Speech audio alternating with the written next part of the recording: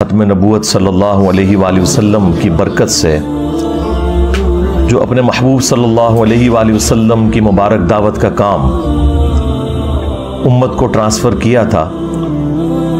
कुंतुम Khaira उम्मतिन उखरिजत लिन्नास तअमुरूना bill मारूफ व तनहौना अनिल मुनकर व तुमिनूना बिल्लाह। तुम सबसे बेहतरीन उम्मत हो जो लोगों के नफ़े के लिए निकाले गए हो, नेकी का हुक्म देते हो और बुराई से रोकते हो और अल्लाह पर ईमान रखते हो। ईमान का जिक्र अल्लाह ताला ने तीसरे नंबर के ऊपर किया। पहले नंबर पर नेकी का हुक्म देते हो, फिर बुराई से रोकते हो और अल्लाह पर ईमान रखते हो। इसमें एक लतीफ़ सा इशारा था कि अल्लाह पर ईमान लाने का हक वही शख्स अदा कर रहा है जो नेकी का हुक्म देता है और बुराई से रोकता है।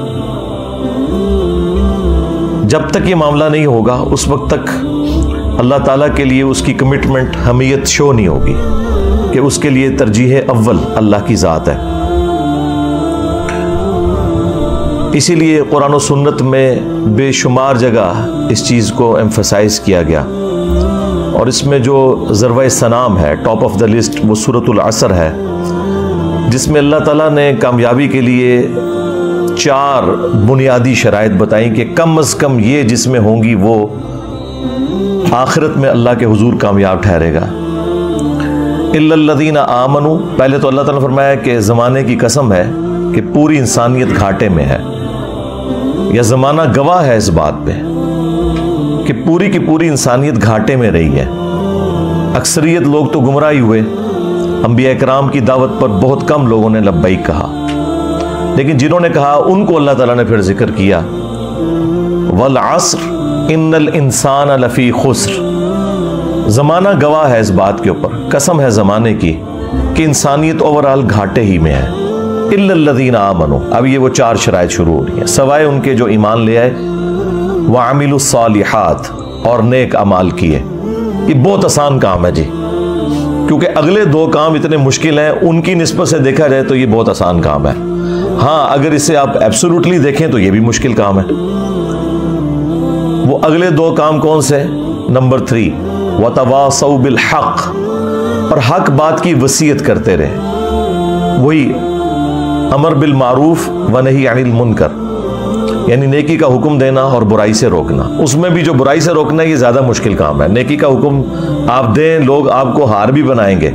जैसे ही बुराई का जिक्र आप करेंगे कि ये काम ना मैंने करना है ना किसी को करने देना है, तो देखें कि वही आशिकान रसूल, वही आशिकान तौहीद आपके मुखालिफ हो जाएंगे, जिसकी सबसे नुमाइंदा मिसाल रसूलुल्लाह सल्लल्लाहु अलैहि वसल्लम की मुबारक ज़ात है।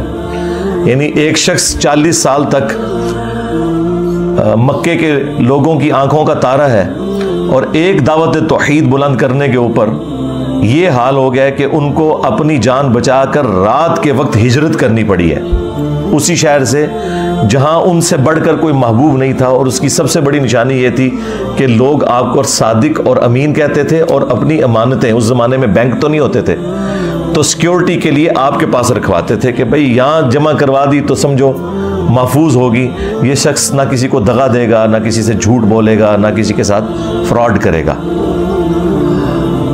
तो अगर रसूलुल्लाह सल्लल्लाहु अलैहि वसल्लम का ये स्टेटस है तो बाकी तो शाही कोई नहीं, फिर सीधी सी बात है।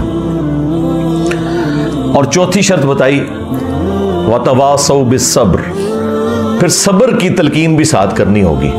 यानी ये आपको साथ बताना होगा कि हक गोई का एंड रिजल्ट जो है वो तकलीफ है, इसके बगैर तो अल्लाह ताला ने छोड़ना नहीं है। इसलिए आप देखें कि अंबिया इकराम अलैहिस्सलाम के ऊपर इतनी तकलीफ आती हैं। ये जो आपको वाइज़ीन बताते हैं ना कि अल्लाह के रास्ते पर चलने का अल्टीमेट अंजाम ये है कि इंसान को कोई सुख नसीब हो जाता है दुनिया में, तो ये बिल्कुल आपको गलत बताते हैं। हाँ, ये बात दुरुस्त है कि दुनिया में आई हुई तकलीफ बर्दाश्त करना आसान हो जाता है, और यही है फिर दुनिया हसना।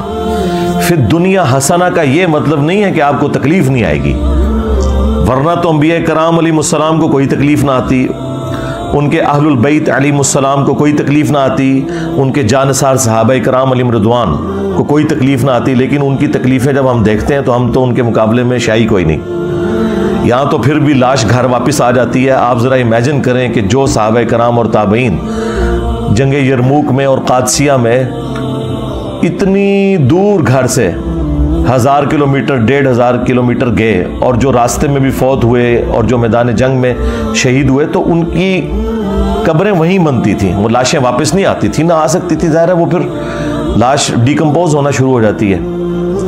आजकल तो हमारे पास चूँकि हवाई जहाज़ का सफ़र है, डीप फ्रीज़र मौजूद हैं और ये सारे के सारे सर्द खानों वाला सिलसिला शुरू है, तो इसलिए उस ज़माने में तो इवन अमीर हमज़ा आप देख लें, वो तो मदीना शरीफ के बिल्कुल साथ ग़ज़वा ओहद का मैदान है, उनको मदीने में नहीं ला के दफन किया गया, वहीं ओहद के मैदान में उनकी कब्र बनी है। तो जहाँ जहाँ होते थे, जंग यमामा में जो लोग शहीद हुए हैं आप देखें, उमर सीरीज़ में उन्होंने फिल्माया नहीं है, वो जो सहाबा कराम 700 से ज़्यादा तो हुफ़ाज़ शहीद हुए थे, उनकी कब्रें वहीं उसी मैदान में बनी हैं। वो जो झूठा कज़्ज़ाब था, मुसैलमा कज़्ज़ाब, उसके ख़िलाफ़ जो जंग हुई, तो लाशें घर नहीं आया करती थी।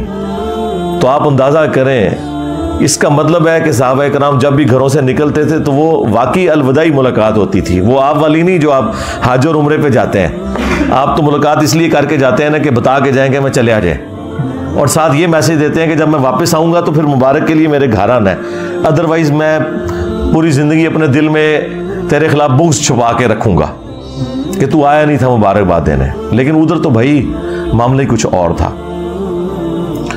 तो ये ख़त्म नबूवत सल्लल्लाहु अलैहि वसल्लम की बरकत से ये जो काम शिफ्ट हुआ है, वतवासौ बिल हक़ और वतवासौ बिस सब्र, या अम्र बिल मारूफ व नही अनिल मुनकर, ये बहुत मुश्किल काम है, ये नबियों वाला काम है। लेकिन इस कायनात का सबसे बड़ा इनाम वो है अंबिया कराम का जन्नत में पड़ोस, जो इंसान खुद हासिल कर सकता है मेहनत से। इससे बड़ा भी एक इनाम है, लेकिन वो इंसान मेहनत से हासिल नहीं कर सकता। वो ये है कि इंसान को अल्लाह ताला पैगंबर बना दे, ये वाह भी है, ये कसबी नहीं है, यानी अल्लाह के अता करने पर है। इसके अलावा जितने भी मरातिब हैं वो मेहनत से हासिल हो सकते हैं। आप देखें, अगर सहाबा और अहले बैत रज़ियल्लाहु अन्हुम अजमईन व अलैहिमुस्सलाम अजमईन को ये अल्लाह ताला ने खुसूसियत दी है कि उन्होंने नबी इस्लाम का कुर्ब पाया और वो उम्मत में बेहतरीन लोग ठहरे, लेकिन जन्नत में उन्हें भी रसूलुल्लाह का पड़ोस मिलना है और आप भी हासिल कर सकते हैं। जन्नत में स्टेटस बराबर हो गया, हाँ मरातिब वहाँ फ़र्क हो सकते हैं, लेकिन नबी इस्लाम के पड़ोस में अगर किसी को आज जगह मिल जाए या उस ज़माने के बंदे को, at the end of the day वो बराबर हो गया, क्योंकि नबियों का पड़ोस तो मिल गया ना, और वो उन लोगों के लिए जो नबियों वाला काम करेंगे। अल्लाह ने ये काम तो लेना है, चूंकि ख़त्म नबूवत की बरकत से अब ये काम उम्मत से लिया जाना है, पैगंबर कोई नहीं आना। तो अब ये उम्मत की खुशकिस्मती है कि कौन कौन अपने आप को भर्ती करवा लेता है इस काम के लिए। आवाज़ तो अल्लाह की तरफ से लगी हुई है कि जिसने भर्ती होना है हो जाए, नबियों वाला काम करे और जन्नत में अपने पैगंबर के साथ पड़ोस हासिल कर ले सल्लल्लाहु अलैहि वसल्लम। अल्लाहुम्मा जअलना मिनहुम मअन नबिय्यीन वस्सिद्दीक़ीन वश्शुहदाई वस्सालिहीन, आमीन। अब खुशकिस्मती उसकी है जो अपने आप को इस काम के लिए अल्लाह के हुजूर पेश कर दे, ये उसकी खुशकिस्मती है। लेकिन काम बड़ा मुश्किल है, सीधी सी बात है। अगर ये काम मुश्किल है तो अब जो लोग ये काम करके आपको आसानी में नजर आ रहे हैं ना, तो समझ लें कि ये वो काम नहीं कर रहे। हाँ, चाहे वो किसी मजहबी जमात का कोई लीडर है या किसी पॉलिटिकल जमात का लीडर है, अगर वो अयाशी की जिंदगी, सुकून की जिंदगी गुजार रहा है, तो आप समझ लें कि वो ये वाला काम नहीं कर रहा। बज़ाहिर आपको लग रहा है कि ये वाला काम कर रहा है, लेकिन वो ये वाला काम नहीं कर रहा, क्योंकि इस काम के साथ वो सारी तकलीफ जुड़ी हुई है। अगर वो उन तकलीफ से नहीं गुजर रहा और दीन का काम करने से उसने अपना दुनियावी स्टेटस इतना बुलंद कर लिया है कि पहले उसके पास एक साइकिल भी नहीं थी और आज उसके पास प्राडोज आ गई हुई हैं, लैंड रोवर्स आ गई हुई हैं, और पता नहीं किहड़ियां किहड़ियां गड्डियां ने मनूस किस्म दियां, मैं तो नाम नहीं उन्होंने आंदे, थोड़े को सुनता रहना। तो अगर ये गाड़ियां आ गई हैं उसके पास और उसका सोर्स ऑफ इनकम कोई भी नहीं है सिवाय इसके कि वो दीन से खा रहा है, तो आप समझ लें कि वो नबियों वाले तरीके पे नहीं है। अगरचे अंबिया कराम अलैहिमुस्सलाम भी दावत और तबलीग में जब मशगूल होते थे तो उनका भी सोर्स ऑफ इनकम बैतुल माल होता था, लेकिन वो उससे जदादे नहीं बनाते थे। वरना मुझे बताएं कि नबी इस्लाम वफात तक फाकों में क्यों रहे हैं? ग़ज़वे खैबर के बाद तो अल्लाह ताला ने इतनी वुसअत दे दी थी, फिर खुमुस भी रख दिया गया माले गनीमत। लेकिन बुखारी मुस्लिम उठाए, हमारी माँ सैयदा आयशा सलामुल्लाह अलैहा कहती हैं कि नबी इस्लाम की वफात तक हमारी ये हालत थी कि बाज़ुकात 1 महीना, बाज़ुकात 2, बाज़ुकात 3 महीने, यानी हम चांद इनका निकलते हुए देखते थे और हमारे घर में चूल्हा नहीं जलता था, पकाने के लिए कोई चीज़ नहीं होती थी। 2 काली चीज़ों पे, खजूर और पानी के ऊपर गुजारा होता था। और वो भी ये ना समझें कि कोई टनों टन खजूरें होती थी या मीठा पानी। उस ज़माने में तो बड़ा मुश्किल काम था, कई किलोमीटर से भर के लाना पड़ता था। ये बोरिंग वाला सिस्टम तो नहीं था। तो 2 खजूरें सुबह, 2 शाम के वक्त, और वो भी कभी नहीं मिलती थी। आप अंदाज़ा करें इस तरह की जो सूरत हाल है। हम अपनी ज़िंदगी को देखें और रसूलुल्लाह सल्लल्लाहु अलैहि वसल्लम की मुबारक ज़िंदगी को देखें तो आपको ज़मीन और आसमान का फ़र्क नज़र आएगा इस हवाले से।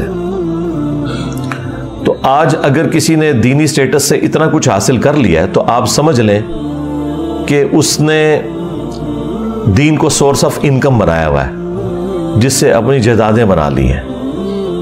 और अंबिया इकराम के बारे में आप सूरतुल अराफ में तफसील के साथ हर पैगंबर का जब जिक्र आया ना, तो उसने अपनी उम्मत को एक ही दर्स दिया है, ला अस्अलुकुम अलैहि अजरा।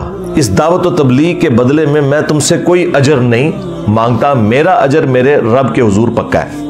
यानी वो ये नहीं कहते थे कि आप हमें इसके बदले कुछ दें, नहीं, वो कहते थे हमारे रब के हुजूर अजर पक्का हो गया।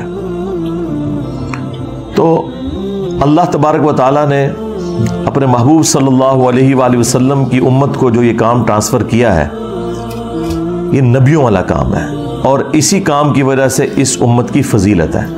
आप अक्सर ये सुनते हैं ना कि जी उम्मत मुहम्मदिया सल्लल्लाहु अलैहि वसल्लम बड़ी फजीलत वाली उम्मत है, तो इसको वो रसूलुल्लाह की मुबारक ज़ात के साथ रिलेट करते हैं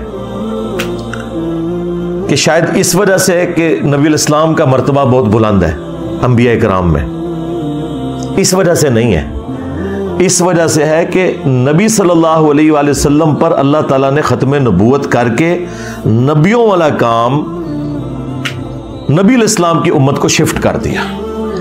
असल में ये जो काम शिफ्ट हुआ है ना नबियों वाला, उसकी वजह से इस उम्मत का मर्तबा अगली उम्मतों से बढ़कर हो गया कि वो जो इंडिविजुअल लेवल के ऊपर अंबिया कराम मुख्तलिफ इलाकों में, कौमों में आते थे और वो दावत व तबलीग का काम करते थे, उनके जानसार साथी उनके साथ होते थे। लेकिन नबी इस्लाम के केस में आपके दुनिया से तशरीफ ले जाने के बाद ये पूरी लेगेसी ट्रांसफर हुई है आपकी उम्मत के अंदर। चूंकि काम नबियों वाला मिला, लिहाजा ये पूरी की पूरी उम्मत बनी इसराइल के पैगंबरों की तरह है। ये जो अक्सर वो कहते हैं ना जी इनका मर्तबा जो है वो नबियों की तरह है, मर्तबा नहीं है। अंबिया के तो मर्तबे को कोई पहुंच नहीं सकता। अंबिया कराम अलैहिस्सलाम का जो स्टेटस था दावत व तबलीग का, वो वाला इस उम्मत में ट्रांसफर हुआ है। उसकी वजह से ये उम्मत अगली उम्मतों से मुमताज है। जिस तरह अगली उम्मतों में हर कौम, कबीले और इलाके में अलग से प्रॉफिट आता था, इस उम्मत में अब वो प्रॉफिट्स नहीं आएंगे, बल्कि अल्लाह ताला वक्तन फवक्तन हर जगह अपने बंदों को उठाएगा जो नबी नहीं होंगे, नबी के उम्मती होंगे, लेकिन वो काम पैगंबरों वाला करेंगे। और काम इतना बड़ा करेंगे कि अगर आप उसका वॉल्यूम चेक करना शुरू कर देना तो अगले अंबिया कराम की जो मेहनत का वॉल्यूम है उससे ही बहुत बड़ा वॉल्यूम है, वॉल्यूम के एतबार से। यानी हजरत नूह अलैहिस्सलाम ने 950 साल में जो मेहनत की है, तो उनकी कश्ती के अंदर सिर्फ 78 लोग बैठे हुए थे, और यहां खत्म नबूवत की बरकत से 350-400 बंदा तो यहां बैठा हुआ है इस वक्त। और ये भी किसी नबी की मौजूदगी में नहीं, नबी को दुनिया से गए हुए ऑलमोस्ट 1400 साल हो चुके हैं। तो ये खत्म नबूवत की बरकत आपको नजर आई। और दावत भी वही है, उसी पैटर्न के ऊपर है, जीरो टॉलरेंस तौहीद के ऊपर। यानी अगली उम्मतों का ये हाल था कि हजरत मूसा अलैहिस्सलाम 40 दिन के लिए ऑलमोस्ट गए हैं कोह तूर पर, और पीछे 70,000 उनके सहाबा जो साथी थे मुर्तद हो गए। उन्होंने बछड़े का मॉडल बना के उसकी पूजा शुरू कर दी। एक दिन में 70,000 वो कत्ल हुए, और आम इंसान नहीं, हजरत मूसा के असहाब। लेकिन अल्लाह ने उनकी तौबा कबूल कर ली। वो कुरान में है कि तौबा कबूल हो गई, लेकिन कहा गया कि तौबा ये है कि ये कत्ल किए जाएंगे। दुनिया में अब इनको रहने का हक नहीं है, अब इनको जन्नत मिलेगी, लेकिन दुनिया में इनकी गर्दनें उतरेगी। और इधर देखें, नबी इस्लाम को तशरीफ ले जाए हुए 1400 साल तकरीबन गुजर चुके हैं, लेकिन तौहीद उसी तरीके से टनाटन है, जीरो टॉलरेंस है। और अगर किसी को समझ नहीं आ रही ना, तो हमारे प्लेटफॉर्म की बरकत देख ले और बताए कि इस तौहीद में कोई शख्स, कोई हरफ, कोई कलाम करके बताए कि कुरान में जो अल्लाह ताला ने जिस पैशन से तौहीद बयान की है, जो नबियों वाली तौहीद है, शैतानी बाबों वाली तौहीद नहीं, शैतानी तौहीद नहीं, बल्कि रहमानी तौहीद, उसके ऊपर मैं तफसीली कई एक वीडियोस में बोल चुका हूं। तो ये बरकत है खत्म नबूवत की। बुखारी मुस्लिम में हदीस है, क़यामत वाले दिन कई अंबिया इस हाल में आएंगे, किसी के साथ 4 उम्मती, किसी के साथ 3, किसी के साथ 2, किसी के साथ 1, और किसी के साथ 1 भी नहीं होगा। 1 भी उम्मती नहीं होगा जो ईमान लाया हो। अब उस एतबार से जरा इस उम्मत को देखें तो आप बरकत देख लें। बुखारी मुस्लिम दोनों में हदीस है, नबी इस्लाम ने फरमाया कि जन्नतियों का निस्फ मेरी उम्मत से होगा। हाँ, और एक और हदीस है बुखारी और मुस्लिम में, नबी सल्लल्लाहु अलैहि वसल्लम ने फरमाया कि अगले अंबिया पे जो लोग ईमान लेकर आते थे, उनके मोजज़ात की वजह से लाते थे। मुझे अल्लाह ने वही का मोजज़ा दिया, यानी कुरान। मैं अल्लाह से उम्मीद करता हूं कि सबसे ज्यादा जन्नत में जाने वाले पैरोकार मेरे होंगे, क्योंकि मेरा मोजज़ा सबसे बड़ा है।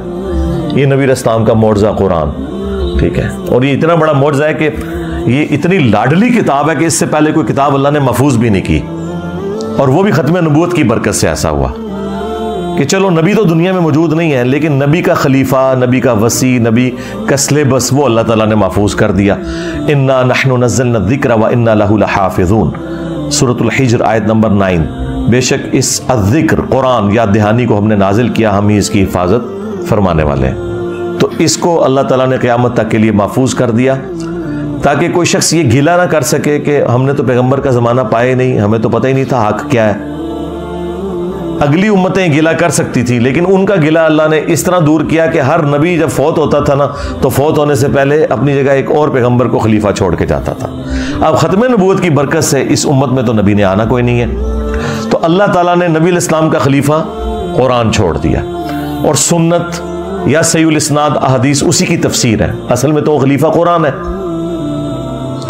और उम्मत का ये हाल है कि उम्मत की अक्सरियत बशमूल उलमा के कुरान उन्होंने तर्जुमे से पढ़ा ही नहीं है। अगर पढ़ा भी है तो उन्होंने कुरान को अपना इमाम नहीं माना कि कुरान को हम इसलिए पढ़ें कि हमने कुरान के मुताबिक अपने अकीदे करने हैं, बल्कि उन्होंने ये किया कि हम कुरान इसलिए पढ़ें कि अपने जो बुजुर्ग बाबों के अकीदे हैं ना, वो कुरान में कहाँ साबित होते हैं, और कुरान की कौन सी आयात जो है वो हमारे बुजुर्गों के अकायद के खिलाफ है, तो उनका हम झूठा जवाब तलाश करने की कोशिश करें। जिसका सबसे बड़ा सबूत है कि 10-10, 20-20, 30-30 जिल्दों के ऊपर कुरान की तफसीरें लिख के लोग मर गए, और हालत यह है कि पहले सफ़े पे लिखा था इय्याका नअबुदु व इय्याका नस्तईन, और उसकी तफसीर में उन्होंने लिखा कि या अली मदद भी साबित है, हाँ, या अब्दुल कादिर जिलानी भी साबित है। यानी जिस बंदे ने कुरान की तफसीर से ये निकाला है, यानी जो कुरान में माना उछल उछल कर बाहर निकल रहा था, वो उसने कबूल नहीं किया कि अल्लाह तेरी इबादत करते हैं और तुझी से दुआ मांगते हैं। एक तो ज़ाहिर इसबाब है, वो तो कुरान में हुक्म है वतआवनु अलल बिर्रि वत्तक़वा वला तआवनु अलल इस्मि वल उद्वान, लेकिन एक है दुआ करना जो अल्लाह के साथ खास है। तो अब मुझे बताया उन्होंने क्या तफसीर लिखी, और तौहीद नहीं अगर तो बाकी तो सारी चीज़ें फारग हैं। ना किसी की मोहब्बत रसूल क़यामत के दिन उसे नफ़ा देगी, ना मोहब्बत अहले बैत, ना मोहब्बत सहाबा इकराम। हाँ, दुनिया में ज़रूर ये आपको नफ़ा देंगे कि चंदा आपको ज़्यादा मिल जाएगा, ठीक है। दुनिया पे आप ख़त्म नबूवत के नाम के ऊपर ड्रामाबाजी करें, चंदे हत्याएं लोगों से, और अकीदों में आपके शिरक पाया जाता है, इस खत्म नबूवत को चाटना है जिसमें शिरक पाया जाता है? क्या रसूलुल्लाह दुनिया में इसलिए आए थे, आपने अपनी नबूवत का पैगाम ये लोगों को दिया था कि मेरी वफात के बाद जो है वो कब्र वालों से मांगना शुरू कर देना और फिर साथ खत्म नबूवत के नारे भी लगाना? अव्वल चीज तौहीद है, उसके बाद खत्म नबूवत और फिर बाकी सारी चीजें। और खत्म नबूवत पे भी चिश्ती रसूलुल्लाह, अशरी रसूलुल्लाह के बाद तो हमने इनको कितना एक्सपोज कर दिया, इनके पास तो भागने की जगह ही कोई नहीं है। तो ये सारे के सारा ड्रामाबाजी चल रही थी। और चूंकि हुकूमतों में ये लोग बैठे होते थे, कोई हक बात करता था उसे कत्ल करवा देते थे। यूट्यूब, सोशल मीडिया है नहीं था कि बात लोगों की दूसरे लोगों तक पहुंचती।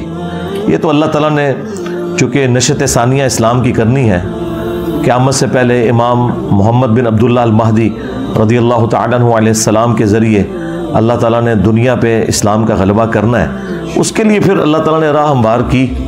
और आज से चंद साल पहले तक तो कोई सोच भी नहीं सकता था कि इतने बड़े लेवल के ऊपर रेवोल्यूशन आएगी सोशल मीडिया की बरकत से, कि एक छोटे से प्लेटफॉर्म की आवाज़ पूरी दुनिया के अंदर पहुंच जाएगी। और वो आप देख रहे हैं अल्लाह के फजल से। और क्या हालत है कि मुझे तो अब नज़र आ रहा है कि बाकी तो किसी की कोई बात दीन के ऊपर सुनने के लिए तैयार ही नहीं है। हमारे जो कंपटीशन पे भी लोग आए थे ना, उनमें से भी कई लोग अब दीन का काम छोड़ के वीलॉग्स बनाने शुरू कर दिए इन्होंने। उन्हें पता चल गया कि यार अब इधर कैसे हम अपना जाली सौदा बेचेंगे जब आपको खालिस सौदा फ्री मिल रहा है। और वो इतना खालिस है कि उसका टेस्ट लोगों को बता रहा है कि बाकी सब लोग फ्रॉड कर रहे हैं, तो अब लोगों ने क्यों वो फ्रॉड वाली चीजें लेनी है। तो जो 2-4 लोग बच गए हैं मुझे गालियां निकालने वाले, उन्हें भी मैं मशवरा दूंगा कि आप जो है ना, आप भी केले सही तरीके से रखने का तरीका, हाँ, खीरा काटने का मदनी तरीका, ये चीजें लोगों को सिखाया करें। दीन का काम छोड़ दें यार, आप लोगों का ये काम ही नहीं। क्यों? हमारे इस प्लेटफॉर्म की बरकत से ना सिर्फ लोगों में ये अवेयरनेस आई है कि सच्चाई वो है जो यहां से बयान हो रही है, इससे बढ़कर ये कि लोगों में ये अवेयरनेस आई है कि बाकी जो कुछ बयान कर रहे हैं ना, वो फ्रॉड ही कर रहे हैं।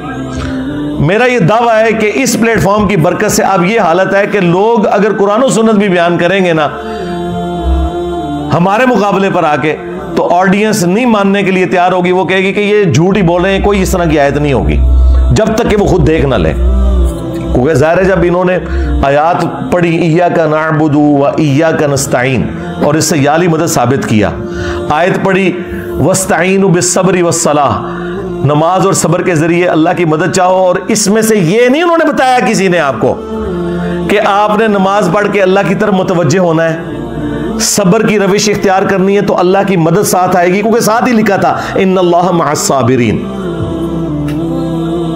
सब्र और नमाज के जरिए अल्लाह की मदद चाहो, बेशक अल्लाह सब्र करने वालों के साथ है। जो अल्लाह कह रहा था वो नहीं उन्होंने बयान किया, उन्होंने बस ये टुकड़ा लिया वस्तईनु बिस्सब्रि वस्सलाह और कहा देखो इससे साबित हुआ कि अल्लाह के अलावा भी किसी से मदद मांगी जा सकती। और लानत आओ तुम्हारी सोच उते, कुरान की तारीफ करने वाले लोगों, गद्दारों, इज्जतें अवेल की हैं तुमने रसूलुल्लाह के नाम के ऊपर, सवारियां सवार की तुमने मक्के और मदीने की आवाजें लगाकर, और फेंकी जाके अजमेर में, बगदाद में और देवबंद और बरेली के अंदर। गद्दारी की है तुम लोगों ने अपने नबी के साथ, गद्दार हो तुम अपने पैगंबर के सल्लल्लाहु अलैहि वसल्लम।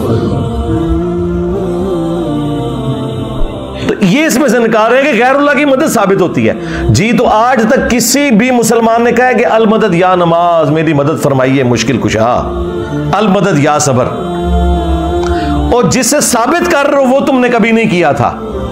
तो इससे तुमने गैरुल्लाह की मदद और फिर अपने बाबे पुकारने शुरू कर दिए, उसमें भी ये नहीं निकल रहा था।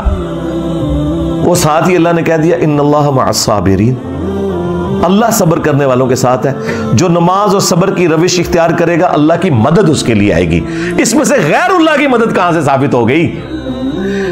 आप अंदाजा लगाएं, ये तमाम बरेलवी उलमा, चाहे पुराने बुजुर्ग हो या नए, इस आयत को टॉप ऑफ लिस्ट बयान करते हैं गैरुल्लाह से मदद के लिए।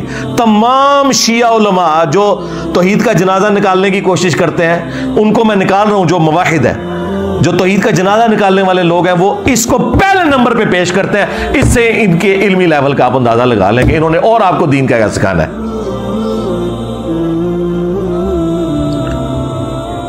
अच्छा, कोई अगर दाई उठता भी है तो वो गामदी साहब की तरह कोशिश करता है कि प्यार मोहब्बत से कोई बात पहुंचाने की कोशिश करें तो देख ले लोगों को बात समझ नहीं आती। अगर किसी को आई है तो वो वही लोग हैं जो पहले मम्मी डैडी थे, पहले भी उनके दिमाग में फतूर नहीं था, अब भी नहीं है। लेकिन जो कट्टर किस्म की पब्लिक है, बरेलवी, देवबंदी, अहले हदीस, शिया, इनका तो इस लेवल के ऊपर मेंटल मॉडल बन चुका है कि इनको तोड़ के भी आप दोबारा बनाए ना, फिर भी आप इनके दिमाग में कुरान और सुन्नत दाखिल नहीं कर सकते।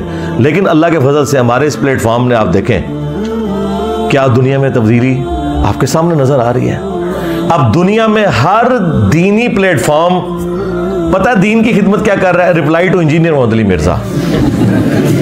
हाँ, आप देख ले, जिस टॉपिक पे मैं बोलता हूं ना, मेरी तस्वीर लगा के ना उस टॉपिक के ऊपर अगला बात करते हैं। यानी मैं बताऊंगा कि दीन की कौन सी बात आपने बयान करनी है। आज इस्लाम पे इतना मुश्किल वक्त आया। आपके पड़ोसी मुल्क में एक शख्स जिसकी दुनिया में सबसे टॉप पे व्यूअरशिप है, ध्रुव राठी, उसने इस्लाम के ऊपर अनजाने में, बदनीति के साथ नहीं, एक हमला कर दिया अकीदा तौहीद के ऊपर। किधर मर गए उलमा? किसी बड़े आलिम दीन की कोई वीडियो देखी है कि उसने जो पॉइंट उठाए हैं उसका जवाब दिया हो? हमें ये कहते थे ना, गैर मुस्लिमों को जवाब दें जी, इंजीनियर साहब हमें छोड़ दें जी, आपको कुछ छोड़ दें, आप भी गैर मुस्लिम है। हाँ, बरेलवियों से पूछें कि देवबंदी क्या है, देवबंदियों से पूछें जरा बरेलवी क्या है, अहले हदीस से पूछें कि ये क्या है, इनसे अहले हदीस के बारे में पूछें। ना यकीन है तो अल मुहन्नत अल मुफन्नत पढ़ लें, हुसामुल अरमैन पढ़ लें, अहकाम शरीयत पढ़ लें। तो हम गैर मुस्लिमों के बारे में ही काम कर रहे हैं। हमारे नजदीक तो आप मुसलमान हैं, लेकिन आप चूंकि एक दूसरे को गैर मुस्लिम कहते हैं, लिहाजा हम ऑलरेडी गैर मुस्लिमों के बारे में ही कर रहे थे। हाँ, अब वो गैर मुस्लिम जो अदर देन इस्लाम वाले गैर मुस्लिम है, उन्होंने जब इस्लाम पे हमला किया तो ये किधर मरे पड़े हुए हैं? किसी ने कोई पॉइंट टू पॉइंट उसका जवाब दिया? और सरकार, इनकी कॉम्पिटेंसी नहीं, इन्होंने कुरान पढ़ा हो तो जवाब देना, इन्होंने सुन्नत पढ़ी हो तो एक एक पॉइंट का जवाब देना। मैं अब भी बात करता हूं, जो मैंने रिकॉर्डिंग करवा दी ना 1.5 घंटे के अंदर, इसको देख के रट्टा मार के कोई रिप्रोड्यूस भी नहीं कोई मुफ्ती कर सकता। टाइम क़यामत तक जाए इसी तरीके से पॉइंट टू पॉइंट रट्टा मार के मेरे लेक्चर नो। तौफीक भी उठ गई हुई है। अब इनकी तौफीक सिर्फ यह है कि इन्होंने बनु मैया की खिदमत करनी है, इनकी तौफीक यह है कि इन्होंने अपने बाबों के मज़ारात का दफा करना है। इस्लाम के साथ इनका कोई लेना देना नहीं, सीधी सी बात है।